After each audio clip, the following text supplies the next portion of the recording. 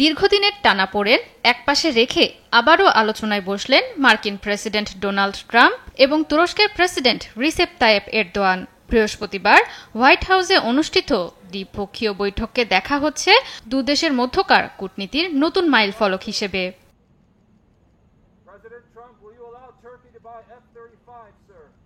এ সময় তুরস্ককে রাশিয়া থেকে তেল কেনা বন্ধে আহ্বান জানান প্রেসিডেন্ট ট্রাম্প। জানান এর মাধ্যমে ইউক্রেন রাশিয়া যুদ্ধের অবসান চান তিনি। বলেন এরদোয়ান চাইলেই রাশিয়া ইউক্রেন যুদ্ধ থামাতে প্রভাবশালী ভূমিকা রাখতে পারেন। আমি বুঝি নির্মাণের শিল্প, সালাম স্টিল বোঝে durability. Salam steel most durable steel. As you know, I had President Erdogan here. আমার বিশ্বাস তিনি রাশিয়া থেকে তেল কেনা বন্ধ করবেন। তুরস্কের সামনে অনেক বিকল্প আছে, তিনি চাইলেই হাঙ্গেরি থেকে তেল কিনতে পারেন।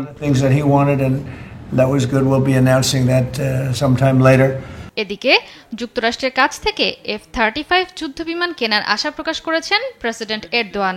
তবে এটি নিয়ে পুরনো জট এখনও কাটেনি। স্পষ্ট কোনো সিদ্ধান্ত আসেনি তুরস্কের ওপর থেকে মার্কিন নিষেধাজ্ঞা তুলে নেয়ার ব্যাপারে।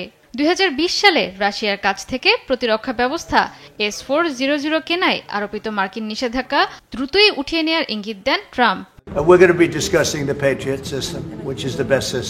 সিরিয়া ইস্যুতে এরদোয়ানের বেশ প্রশংসা করেছেন ট্রাম্প। বলেন সিরিয়ার নতুন পরিবর্তনের পথ তৈরি করেছেন এরদোয়ান। দেশটির প্রেসিডেন্ট বাশার আল আসাদকে উৎখাতেও বড় ভূমিকা ছিল তার। দীর্ঘ 6 বছর পর হোয়াইট হাউসে আসতে পেরে উচ্ছ্বসিত এরদোয়ান। তার আশা ট্রাম্পের দ্বিতীয় মেয়াদে দুদেশের সম্পর্ক আরও শক্তিশালী হবে। জয়া সরকার, নিউজ ডেস্ক, দেশ টিভি।